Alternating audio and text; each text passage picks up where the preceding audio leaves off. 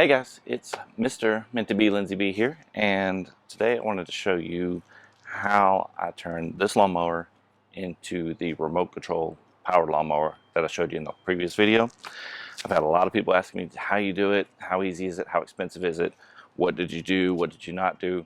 So today I want to just kind of go through how I did it. I put it back into a regular lawnmower configuration. I'm going to take all the parts off and put the power parts back on.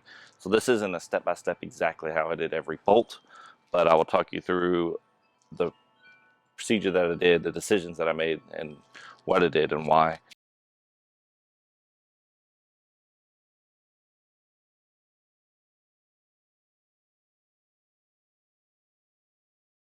And let's get started. So the first thing I did was I had to take off the handle. So the handle's really easy. There's just a couple of bolts on these fins right here that hold it on. I'm just going to take those bolts off, and then I need to remove the cables here. The cables go to the auto kill, and then on the other side there's a throttle, and they're just these cables, and they kind of go in these little fins right here. You just remove them and it should come right off. So first we'll remove this cable right here. So this has these tabs you push in, pull this out, that comes off of there, and then this is like a bendy piece. You bend it around, pull it off. And I also removed the very heavy spring that's here. We're going to replace this with a much lighter spring so we can actually actuate this with our fingers, and it still works like it's supposed to. And the bolts work just like you expect bolts to work.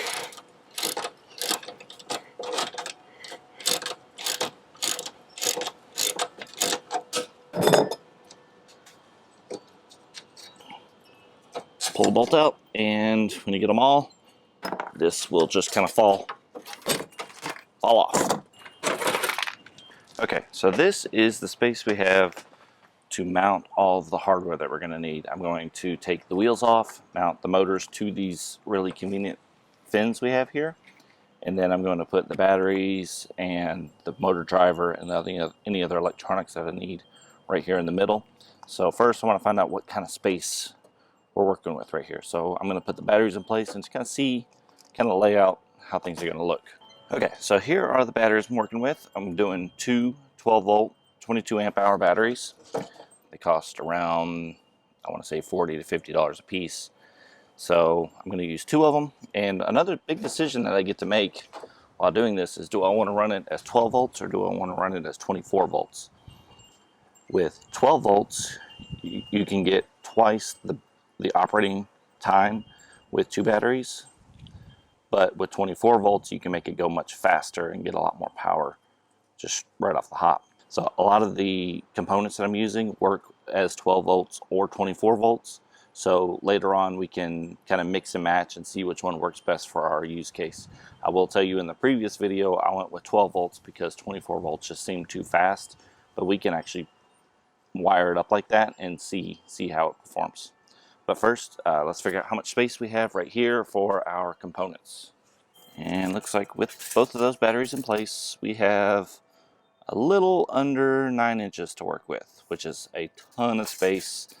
And this way, looks like about 6. And I decided to go with mounting my components to a piece of wood right here rather than directly to the mower, because 24 volts mounted directly to a metal chassis and just doesn't sound like a really good plan. So I'm going to mount it to a piece of wood. That way I can move stuff around, screw it down securely, and have a little bit of insulation so stuff doesn't get shorted out quite as easily.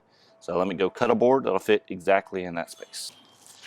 And here we go. Piece of wood that will fit exactly between these two batteries, and will also kind of give them a little more stabilization in their place too. And now I have plenty of room to mount my drivers, my fuses, any other electronics that I may need for this build. Okay guys, so what I have here are the basic components of what you need to make a remote control lawnmower. It's not a lot, but each piece performs a very vital function that you have to make something like this work. The first thing you're going to need is the motors. These are motors from a Permobil M300 chair, I believe. They run at 24 volts, but they can also run at 12 volts, which is something that I like a lot. They are reversible. They're very heavy. I think they're about 12 pounds a piece with the motor, the gearbox, and the wheel mount here. And over here are the wheels that go on it. They are also about 10 pounds, and they are removable with just a couple of bolts, which makes them very convenient for our use. Each motor has a positive and negative power wire going into it, and that's how it drives forwards and backwards. Super easy to use, and those are fed by what's called a motor driver. This is kind of the brain box of the whole operation. It takes power from the batteries in these middle two terminals. You hook the right motor on the right side, the left motor on the left side, and then it interprets signals from the receiver here to power which motor at which time in which direction that you choose. So this is the most important part. You want to get one that's rated for the amount of power you're going to be using, and that depends heavily on the voltage that you're using and the motors that you're using. So you'll want to make sure you have a large enough motor driver to power your motors. To control the motor driver, I have a remote receiver here, and what this does is this is powered from the motor driver itself. The motor driver puts out a 5-volt signal to power this module. Plug that in there, and then I have a channel 1 and channel 2 signal. That's going to be signal for moving forward and moving side to side. So it'll interpret those signals to make both motors go forward or reverse, or one to go forward and one to go in reverse to make it turn left, and one to go, or the opposite to make it go the other direction. So that's how it kind of controls the whole thing. So all you have to do is take channel 1 and channel 2 from your receiver and put them into the signal 1 and signal 2 of the motor driver here. And then the receiver receives the signal from the transmitter. So the way this is set up is that channel 1 is forward and reverse on this stick, and channel 2 is left and right on this stick. And those signals are interpreted by the motor driver to put the appropriate power to the motors. A couple of safety precautions I have is a physical switch. I put a physical switch in the line so I can power this off just with a flick of a switch, and it'll break the circuit from the batteries to the motor driver, turn everything off. That's a very important thing. Another thing I did is I'm installing a 60 amp fuse on the positive lead of the battery to the motor driver, so that if there's a short, it will turn itself off. So what I'm going to do is turn the motor driver on like that, and there's a blinking light here to indicate that this is receiving power, which means the whole thing is receiving power. Turn on my receiver. So I have the batteries wired up in series so that the motor driver is receiving 24 volts, which will show you the full power that the motors can put out. And I'll show you why that's just way too much. So that I've measured is about 7 miles an hour, and it's just way too fast to be trying to control a lawnmower driving around the yard. It may be great if you have a very, very large yard and you can just let it go and you don't want it to take forever, but at half the speed we're going to get about 3 miles an hour, and that's going to be a lot more appropriate for what we're trying to do.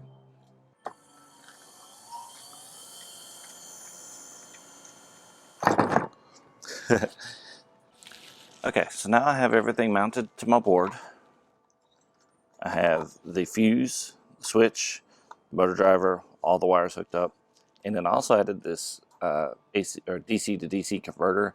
This will convert 12 volts or 24 volts DC down to 5 volts, so I can use it to power servos or anything else electronic that I want to power that's just off of like USB type power. So this will help with some lower power electronics. I also have my receiver hooked up right here just like it was. So now we can take this and find a way to mount it to the actual back of the mower where it goes.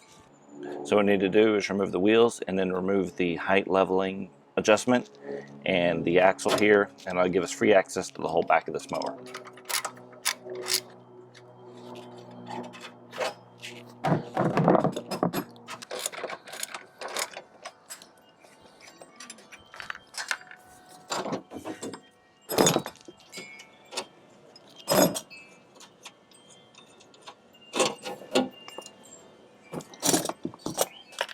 And there we have it.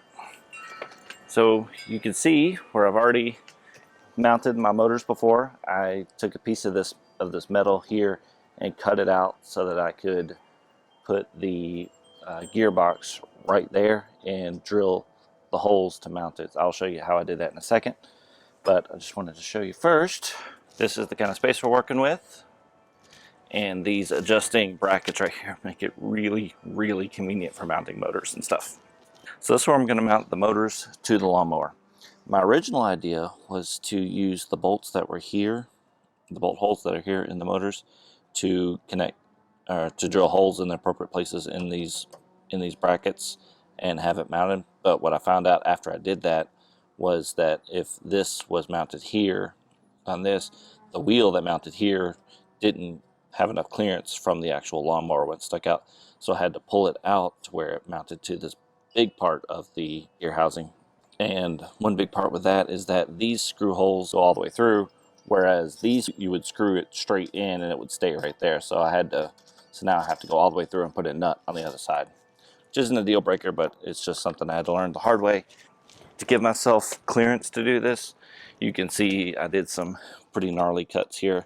I cut up in here and then I kind of placed it, and then I try to rough out the shape of this circle right here with just an angle grinder and a hacksaw.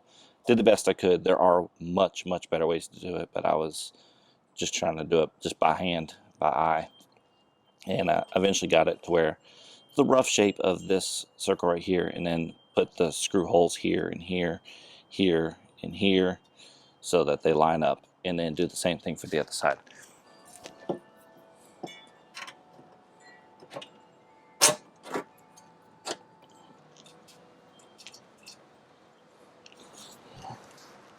And just like that, we'll do that on the other side too.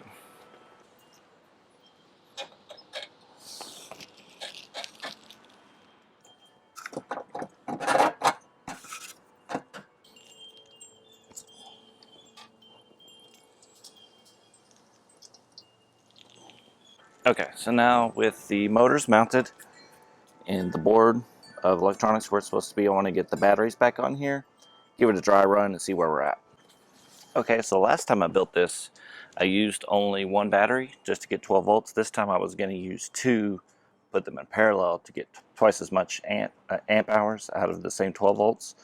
But I'm realizing that this is shaped differently on this side, so that this battery does not fit with this motor in place. So that's not going to work. So I'm just going to go back to just using the one battery. 12 volts was plenty, and it has 22 amp hours, so that's plenty enough to do just a small yard that we have, and can easily be charged in between or swapped out if need be. So we're not going to do the two batteries, we're only going to do the one.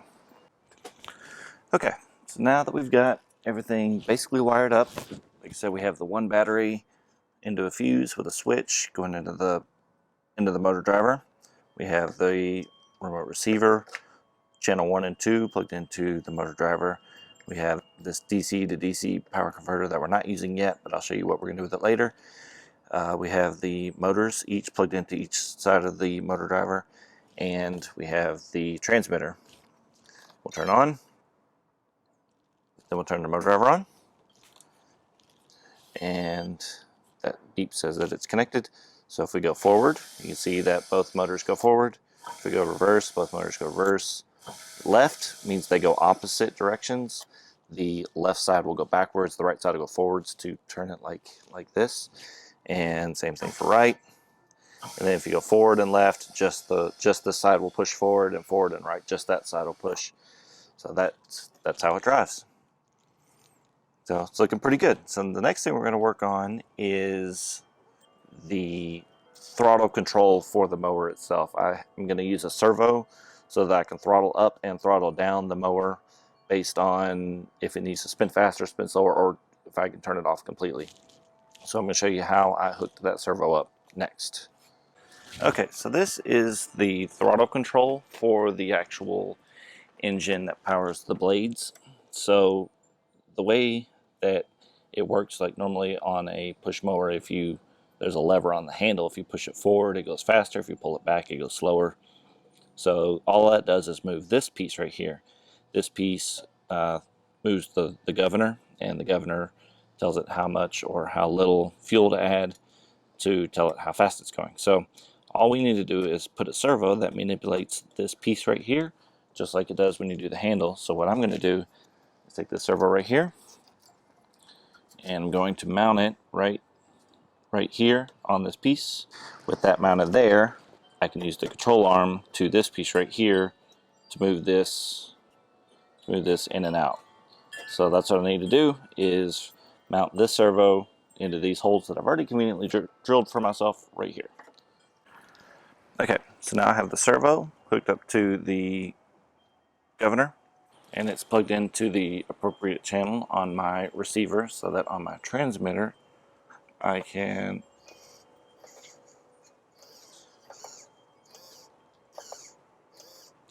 just like that.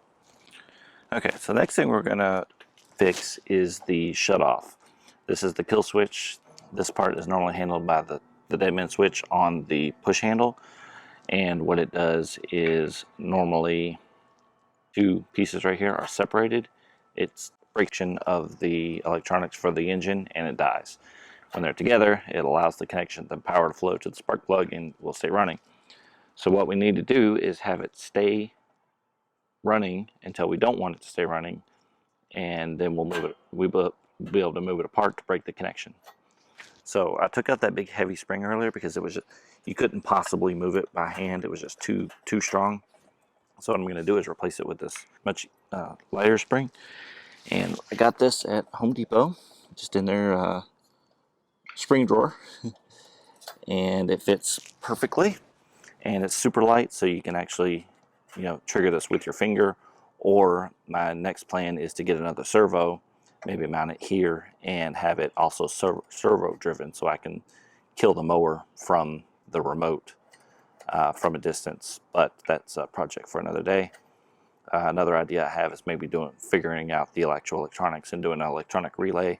But I think the servo kill switch idea would probably be better. So that's all we have to do, is put the spring on here, and I can also put a bolt or something in here to make this a little easier to trigger if this piece is kind of more buried under this plastic, or if this gets really hot and I don't really want to have to get my fingers in here. I can extend this and make it easier to do too. So that's one thing we had to do. So that should be it for the actual driving system and running system. Now the next thing we need to worry about is the front wheels. These wheels are not going to work at all. These are not going to allow me to turn the mower by going left and right at all. So what I'm going to do is replace them with deck wheels. These are nice and plastic and wide and kind of slick, so that these can actually slide side to side to allow the mower to turn on the grass and on the concrete and whatever. Another solution that I'm going to go to next is get an actual caster that turns, just like on a wheelchair. Your front casters on your wheelchair turn. I'm going to put something like that on here. I just haven't had time to find a mounting system or build something that will actually support that much weight and be able to turn. So this will work in place of that for now. I'll just bolt these on where these are right now, and these will at least allow it to slide side to side a lot better than these do.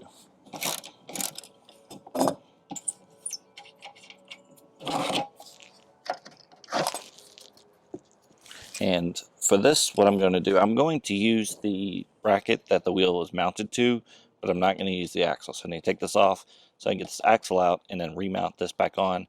So I'm going to mount my wheels to this bracket right here. That'll also give me the original height adjustment that this provided.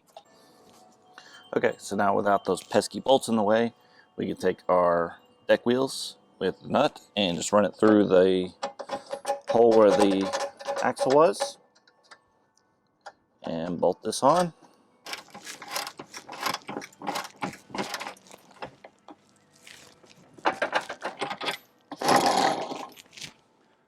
And the wheels just mount onto the motors here with just 4 screws, and they just go into this 4 bolt holes here, and that'll be it for the drive system. Okay, so like I mentioned in the demonstration video, the way I started is with the power drill, and 2 reasons I have to do that. One, This mower was free because the string that you would normally pull is broken. It's just gone. And 2, the carburetor needed to be replaced, and it wouldn't start, which is why they were yanking on the cord so hard, which is why they broke it. And they were just fed up with it, so they just gave it away. And I was lucky enough to actually be online when they posted it, and I lived close enough I could just run and pick it up right then. It was really, really convenient. So the way we're going to start it is with the power drill. So what we have to do is remove this cover and then remove the string pull mechanism. Actually, I had to drill these rivets out. It had rivets holding in this. I just drilled them out, pulled it off just like that. And if I wanted to put a string back on it, I could, but I don't want to have to do that because pulling on something like that as a wheelchair user is extremely difficult. So I'm going to do just like in the video we would just take our power drill. We have a 5/16 socket on the end, and there's a nut inside this right here. I just put that on that nut and crank it for a little bit, and it'll fire up. I'm not going to do it right now because I'm not trying to mow the yard. That's all you have to do. So now I want to test out the drive system, and let's see how we did. So to test it out, what we're going to do is just flip on the switch that we have, flip on the receiver, and just drive around a little bit.